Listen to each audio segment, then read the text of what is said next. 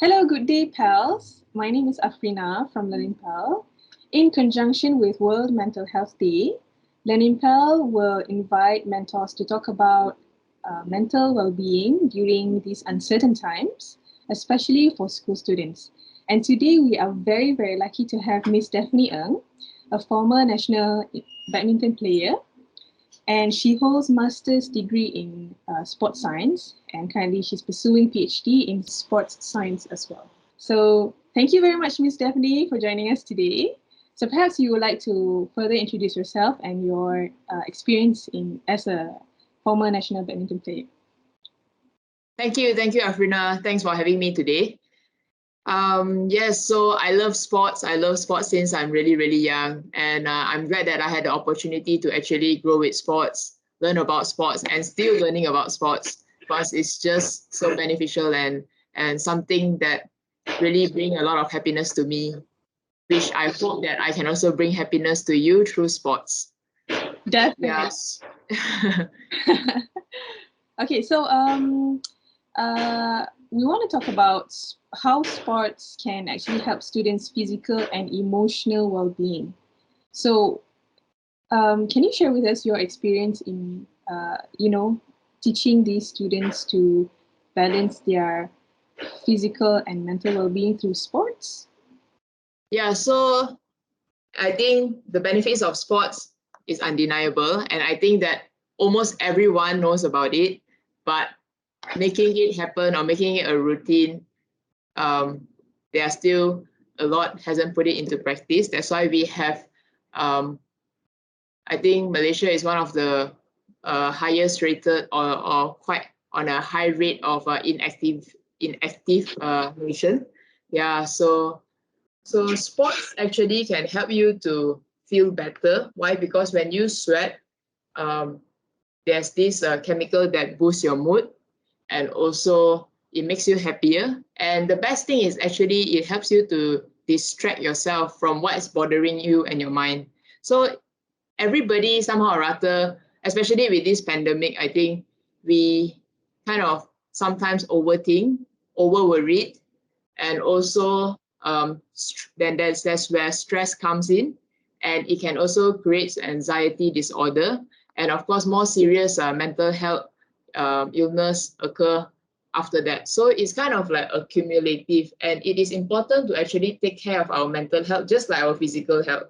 So the same thing like for physical fitness, right? You don't just do it whenever you need to do it. You do it because it boosts your stamina, it boosts your endurance, it helps you to be more agile, it helps you to be fit.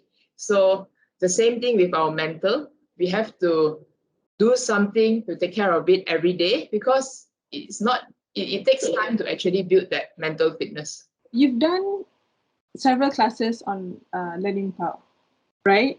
And you teach badminton. So the question here, can we do sports virtually? Can we learn it virtually? Can you teach it virtually? Oh yes, so this online training is actually relatively very new.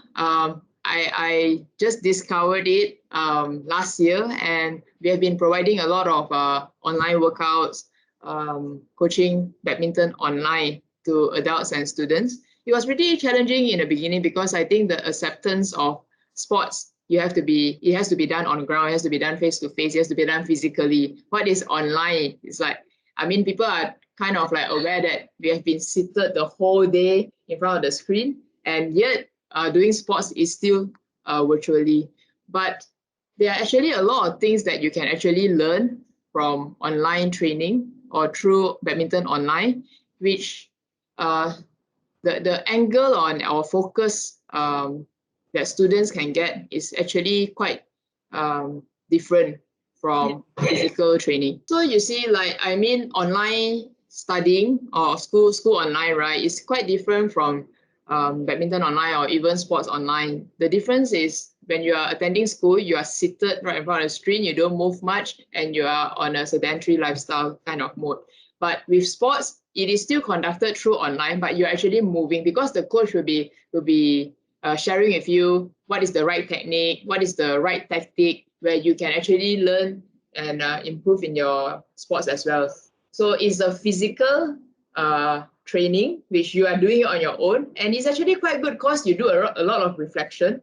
You actually do a lot of self-learn, and you learn to listen and take coaches' advices or tips, and you check on your own because your coach can only see it through the screen. And if you are disciplined enough, you push yourself further, the benefits all goes back to you. So it's not so much of relying on the coach. So whereas on like physical training, the coach is always there to nag at you, or not nag at you, to guide you and to push you. And many times it's like, why am I doing this to myself? It's the coach that wants me to do. I don't want to do it. But when it comes to online learning, or online training, you are your own coach. You feel I didn't train much, I didn't train enough, I can push more, then you push yourself, because the coach can only see from your face expression, asking you to rate, okay, 1 to 10, how tired are you? Oh, 10, or some just go very, very, very, very, very tired. But I can't really feel. But then if it's face to face, I can actually see you that you are panting, or you just really strenuous anymore to move more.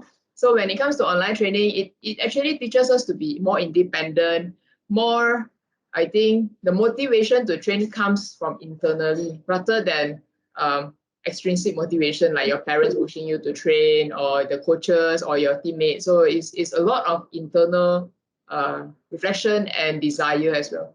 So that brings us to the next question. Does physical activity intensiveness vary from certain age? Like younger ones may have lower intensity and whatnot. Yeah. So for kids, like 10 and below, is more to introduction to badminton, and a lot on motor learning skills, coordination skills that we are looking into enhance, and not so much about power and tactical or strategies kind of training. So the focus of the training, they are different from younger kids, which is very new to the sport, not much experience. So really to build them on their coordination, their flexibility, their agility, their motor learning skills, coordination, yeah. And then slowly when you move on, then when you have the basic, you kind of understand what is badminton about, what is staying active or being physically strong is about, then we kind of increase the intensity, where sometimes we also impart like TheraBand exercises, the resistance band. Yeah, so it increase your intensity, or we also use bottles as weights. Yeah. So we kind of try to increase your power and strength together with speed and endurance. So it gets more complex as you move along. Yeah. I see. Okay. So, students have spent most of their times at home attending to PDPR classes. Okay, so, and maybe some students may have limited space to do sports at home.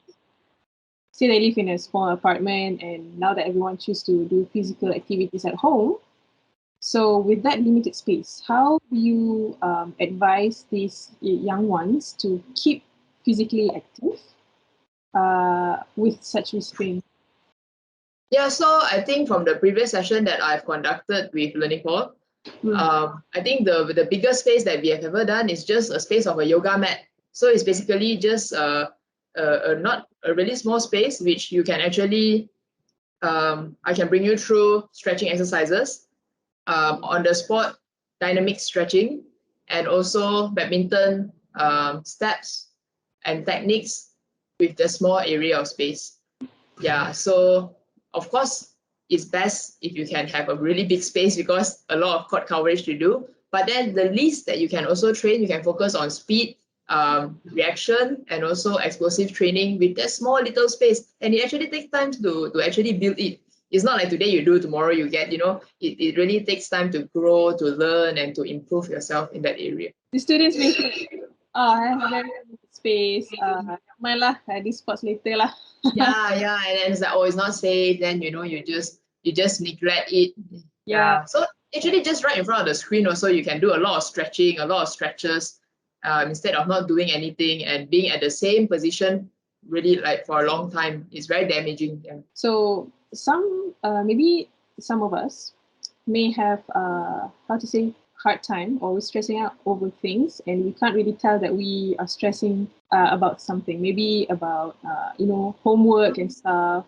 So how do you identify if you're stressing out over things, and how do we overcome it through sports? Yeah, so I'm pretty sure everyone has something to stress about because basically everybody have something that we really want to do or we aren't able to do it, and then that can be also categorized as stress, like why am I so stressful that I can't do this, sometimes it happens, or even your homework that you don't have enough time to do that, but that's not you don't have enough time, you kind of neglect or procrastinate earlier and then you didn't have enough time, and somehow or other you can finish that homework due to good stress, so I mean, so I guess stress is something that is bothering you and you thought that you can't accomplish it, but then if you take it in a good way, then it actually push you to do better things forward. But if you take it as a bad way, then it can actually negatively impact ourselves, and physiologically you kind of feel very tired, very lethargic. It just affect your whole body system, the physiological system. Yeah.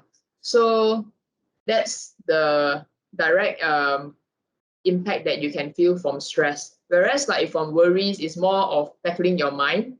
So the mind is just overthink or over worried of a lot of things, like especially during this pandemic, it's like, oh, should I go here? Maybe over here got COVID cases, like, or what if I don't do this? The mind kind of playing with ourselves. So with sports, you actually take a break from all these thoughts, and you make yourself feel better to overcome stress with sports.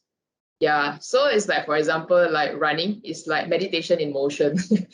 Meditation, sometimes you sit down, I mean the whole point of mindfulness training, if you have heard of it, that means you kind of like mindful eating, so you focus on eating, you block everything away. Yeah. Or mindful walking, just focus on the step, right, left, right, left, right, left. That's why we call mindful training. Or like meditation, or even short exercise is the same thing of blocking distractions. So why is it extremely important now, right? The day I was just telling someone that you see, right, last time when we go to school, we go to work, whatever happens at home, you just got scolded from your mom. When you go to school, you forget about the whole world. Whatever happened at home, you just forget it. The most is after closing the door, and then you just happily walk away with your friends, and then you forget everything. But the thing now is all of us are at home. All of us are at home, and it can, instead of it's only a 30-minute scolding or 30 minutes of unhappiness or stress, then it's actually lasts the whole day, sometimes whole week. Because just don't like that feeling, and then you like, like emotionally you can't control. So so that's why, like, taking care of our mental well-being is actually everything. It's not just sports or feelings, or everything comes together. Social connection, um, family support, your community. So really everything comes in together. Yeah. Perhaps some of the students want to learn how to, start taking care of themselves physically and mentally. So, what are the tips for beginners as well? Yeah, so if you are aware this importance on mental and physical well-being or fitness, right? So the first thing is you must have a plan, a very simple plan. Don't make it too tough because you're a beginner. The problem why people are not achieving what they normally set is because they are setting too high goals. That means their expectation is too high and there's no consistency. I think consistency is more important than being a high achiever for the first week and they cannot keep up to that momentum for the rest of the week. So to actually change a habit, we need about 66 days. So come up with something, a plan, a goal, a target that you think or believe that you can sustain for 66 days. And then after you have changed that habit or get into the routine, then you will be able to continue for the rest of the year. Yeah. So very importantly, get a piece of paper, set your goals, put your goals on the wall, And actually, to achieve something, it starts from the night before. It's not in the morning. So at night, the night before, you kind of set your mind. Tomorrow, I'm going to wake up at 6:30. Put an alarm, and that's where you go to bed. You don't wake up in the morning. Okay, what am I going to do today? Then the mind is set right from the night before, and then the flow will go for the next day. And every night, you kind of like, okay, tomorrow, what's the plan? What's the plan? What's the plan? So we've talked about how students can, all do all these sports to remain calm and to boost their mood. But then let's talk about from parents' perspective or teachers' perspective. How do they encourage their students or children to actually stay active and do sports while they are learning, they are undergoing online learning? Yeah, I think sports, for me, I'm very fortunate because my parents are very supportive to my sporting journey. And also even now, like when all of us are on a lockdown, my dad is also walking around the house for 3 km every day. My mom is also doing the same thing. Yeah, so I think parents play an important role in also encouraging kids to stay active. Or maybe like younger kids, play with them, ask them like, oh, can you let's find all the black color things at home, and then just keep them moving. Yeah. And with them, or play badminton with them at home, like in front of if you have a space there. If not, then try to create something and encourage this active lifestyle or movement. Yeah, maybe just take about 20-30 minutes a day. Spend some time with them, encourage them. And of course, teachers plays a big role also in encouraging it during the class, or maybe taking some few minutes off, having some activities, stretching, or instead of just seated right in front. Yeah, I think that helps a lot in delivering the message and making students feel that, oh, I feel so much better after doing it. And I think through continuous encouragement, at one point, like in sports psychology, we call it positive reaffirmation. That means like when you keep reciting something, eventually the positive vibes will come to you. Yeah. So we do that a lot in sports psychology. Yeah, so like that's why if you follow, like I think Japan team, right, like 10 years ago, they actually every day they recite that they want to win the World Cup. So when they are 10 years old, every morning they have been reciting that they really want to win the World Cup for Japan. So they kind of instill this in the mind. So no matter how tired you are, these are the words that keep you going. Yeah, and in other words, you are also visualizing, the power of imagery. Yeah, that also helps you to realize your goals, and indirectly, not only in terms of goals, but to feel better, even for healthier lifestyle and everything. I think the power of the mind is just so significant. Okay, let's like put a timeline from the day you begin your day until you sleep. How do you divide your time? Like just now, right? But how to say, like a clearer schedule of your day. Oh, like as for now, Yeah. Yeah, so like as for now, my day starts like 6:30. So the first thing I do is to go for my exercise. And then by 8 o'clock, I will be ready. I will have a quick breakfast, and then 8:30, I will start my day by reading some journals, because I make it a routine to do that. So it's for my studies. It's for education, actually. I mean, let's put it this way, that we are all learning every day. So it's just that documenting what I learn or study into a research paper, which I really, really want to find out. Yeah, so my studies will basically in the area of sports coaching and in the area of badminton. I think people that know me, people will say that I'm quite crazy because I do badminton all my life, all my life, and yeah. And then after that, then I will have depending on the project. So like as for now, I have the virtual run project. So when you have a project ongoing, then you have to keep following up what's next and what's so. I will take some time for that, and then every day I will have different meetings will be put into it, and then but 3 meals a day, that's something that I always told myself I have to do it, because you have to take care of your health if you want to help others more or even add value in others.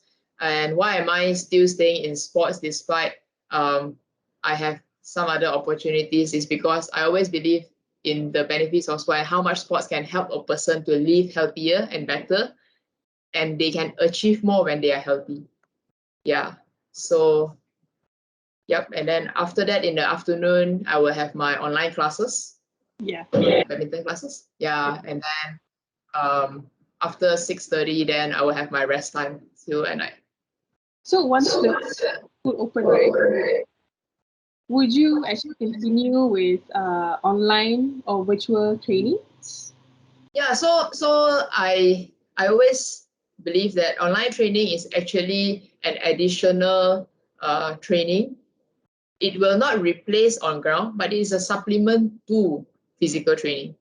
Right. So it is important, right? It is important to keep it ongoing. I think there's really a lot of knowledge that you can actually learn through online learning, or even by watching videos and YouTube videos. There's a lot of little things that you miss out when you are on ground training.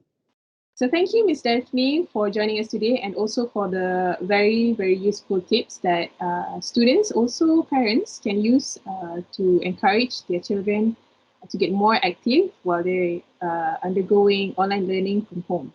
So we'll see you guys in the next video. Happy World Mental Health Day. Bye. Bye.